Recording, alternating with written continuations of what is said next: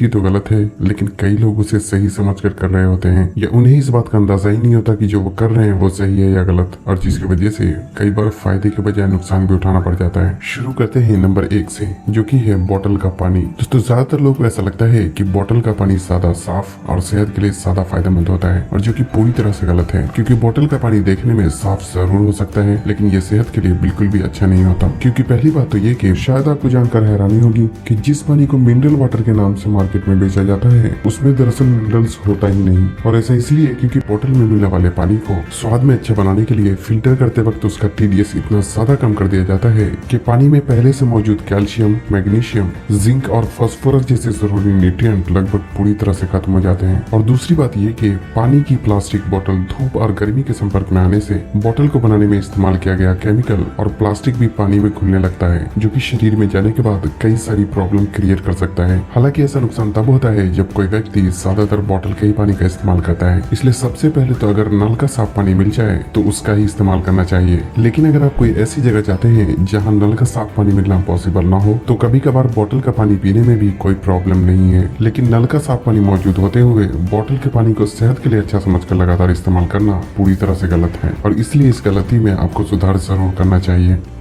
Number 2 है महीन आटा। दोस्तों अपचन, कब्ज, गैस और पेट से जुड़ी कई तरीके की समस्या होने में गलत आटे का इस्तेमाल करना भी एक बहुत बड़ा कारण होता है, और ऐसा इसलिए क्योंकि हमारे देश भारत में आमतौर पे गेहूं के आटे से बनी रोटी का इस्तेमाल किया जाता है, और जो कि शरीर के लिए फायदेमंद भी होता है। लेकिन अभी के टाइम में ज्यादातर पैकेट वाले आटे का इस्तेमाल होने की वजह से लोगों की सोच भी धीरे धीरे बदलती जा रही है, और ज्यादातर लोगों को ऐसा लगता है कि आटा जितना महीन हो उतना ही अच्छा होता है, और जो कि पूरी तरह से एक गलत सोच और गलत तरीका है। सबसे पहले तो ये समझना जरूरी है कि जो आटा जितना महीन होता है वो सेहत के लिए उतना ही खतरनाक माना जाता है, और यही वजह है कि मार्केट में मौजूद सबसे महंगा आटा सबसे ज्यादा हानिकारक होता है, क्योंकि उस पैकेट में गेहूं के आटे के नाम पर मैदे का ही एक रूप मौजूद होता है। इस तरह के महीन आटे से बनी रोटी देखने में खूबसूरत जरूर हो सकती है, लेकिन ये पेट में जाने के बाद हाथों से चिपकता है और कई तरीके की समस्या पैदा करने लगता है। और ऐसा इसलिए क्योंकि आटे का शरीर को फायदा तभी होता है जब उसमें आटे के साथ साथ चोकर भी मौजूद हो, क्योंकि चोकर में पूरा का पूरा फाइबर होता है जो कि पेट में जाने के बाद पाचन प्रक्रिया में काफी हद तक मदद करता है। और यहीं पर अक्सर लोग गलती करते हैं, क्योंकि या तो पैकेट में मिलने वाले महीन आटे का इस्तेमाल किया जाता है, या अगर कोई घर के आटे का भी इस्तेमाल करता है तो उस आटे को इतनी बारीक छलनी से चाल दिया जाता है कि उसमें मौजूद चोकर पूरी तरह से बाहर निकल जाता है, और जिससे कि ये आटा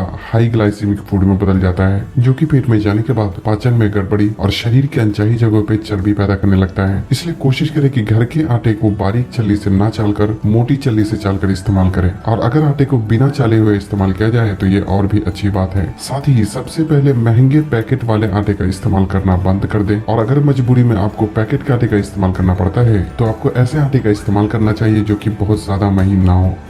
नंबर 3 है रिफाइंड ऑयल। दोस्तों आज लगभग हर घर में खाना बनाने में रिफाइंड ऑयल का इस्तेमाल किया जाता है, क्योंकि रिफाइंड ऑयल देखने में एकदम क्रिस्टल क्लियर और साफ दिखने के साथ साथ इस तेल में ना तो अपना कोई स्वाद होता है और ना ही किसी भी तरह की कोई महक होती है। साथ ही एडवर्टाइज में इसे दिल की सेहत के लिए अच्छा बताने की वजह से कुछ लोग इसे सच में सेहत के लिए अच्छा समझकर इस्तेमाल करते हैं, जो कि पूरी तरह से गलत है, क्योंकि एडवर्टाइज में इस तेल को दिल के लिए जितना अच्छा बताया जाता है ये दिल की सेहत के लिए उतना ही हानिकारक होता है। और ऐसा इसलिए क्योंकि रिफाइंड ऑयल निकालने की प्रक्रिया में इसमें से तेल के स्वाद और महक को खत्म करने और इसे देखने में एकदम क्रिस्टल क्लियर और साफ बनाने के लिए इसमें कई तरीके की केमिकल का इस्तेमाल करके उसे हाई टेम्परेचर पे गर्म किया जाता है, जिसकी वजह से तेल में जितनी भी अच्छी चीजें होती है वो पूरी तरह से खत्म हो जाती है, और साथ ही उस तेल में एक खतरनाक टाइप का फैट आ जाता है जिसे ट्रांस फैट के नाम से जाना जाता है। और ये तेल शरीर में जाने के बाद कोलेस्ट्रॉल और दिल की बीमारी के साथ साथ त्वचा और पेट से जुड़ी भी कई तरीके की समस्या पैदा करने लगता है। आप इसे इसी बात से समझ सकते हैं कि खाना बनाने में इस्तेमाल किए जाने वाले सभी तेलों में रिफाइंड तेल सबसे ज्यादा हानिकारक और खतरनाक होता है। इसलिए हमेशा ही ऐसे तेल का इस्तेमाल करना चाहिए जिसे कोल्ड प्रेस टेक्निक के जरिए निकाला गया हो, जैसे कि कोल्ड प्रेस सरसों तेल या नारियल तेल का इस्तेमाल किया जा सकता है। और अगर आपका बजट अच्छा है तो घी या फिर जैतून के तेल का इस्तेमाल भी किया जा सकता है।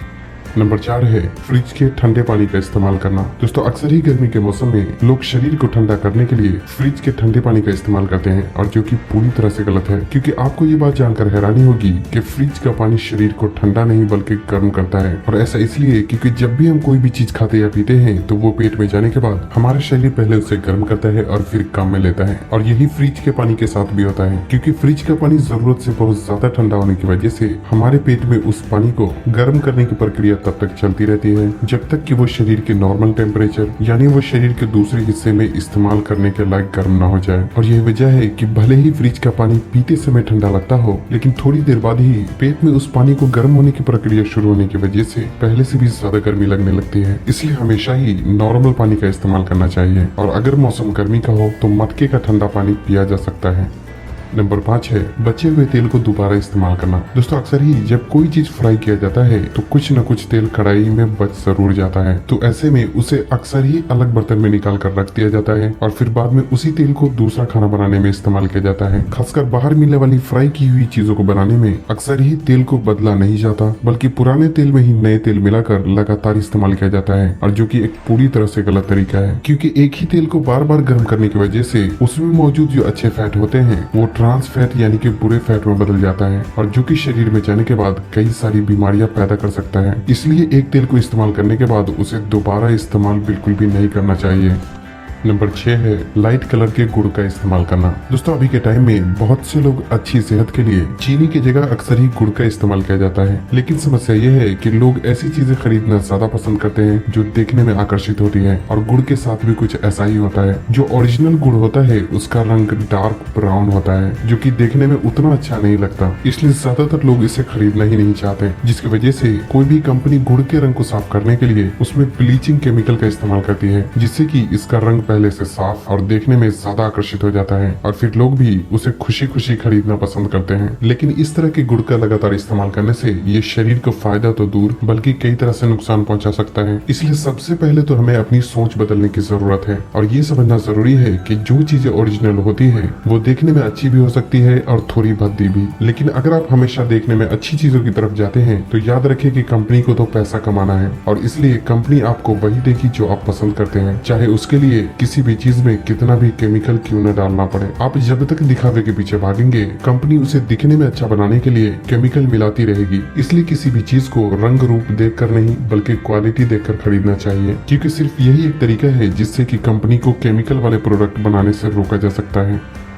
नंबर 7 है कच्चे अंडे का इस्तेमाल करना। दोस्तों कुछ लोगों को ऐसा लगता है कि पके हुए अंडे के मुकाबले कच्चा अंडा ज्यादा फायदेमंद होता है, लेकिन ऐसा सोचना भी पूरी तरह से गलत है, क्योंकि पोषक तत्वों के नजरिए से कच्चे अंडे और पके हुए अंडे में कोई खास फर्क नहीं होता। खासकर अगर बात की जाए प्रोटीन की तो कच्चे और पके हुए अंडे में लगभग 6 ग्राम प्रोटीन ही होता है। लेकिन इतना ही नहीं, अगर हम पके हुए अंडे का इस्तेमाल करते हैं तो ये शरीर में जाने के बाद 100% यानी पूरा 6 ग्राम प्रोटीन हमारे शरीर में एब्जॉर्ब हो जाता है, जबकि कच्चे अंडे का इस्तेमाल करने से सिर्फ 3 ग्राम प्रोटीन ही शरीर में एब्जॉर्ब हो पाता है और बाकी का यूं ही वेस्ट हो जाता है। साथ ही कच्चे अंडे में साल्मोनेला नाम का बैक्टीरिया भी मौजूद होता है, जो कि कमजोर इम्यूनिटी वाले लोगों में पेट दर्द, उल्टी और कई तरीके की समस्या पैदा कर सकता है। खासकर बच्चे, बूढ़े और गर्भवती महिलाओं को तो कच्चे अंडे का इस्तेमाल कभी भी नहीं करना चाहिए, क्योंकि इन लोगों का इम्यून सिस्टम कमजोर होता है, जिससे कि कच्चे अंडे में मौजूद बैक्टीरिया इनके शरीर को काफी हद तक नुकसान पहुंचा सकता है। नंबर 8 है रात को चाय पीना। दोस्तों जिन लोगों को चाय पीने की आदत होती है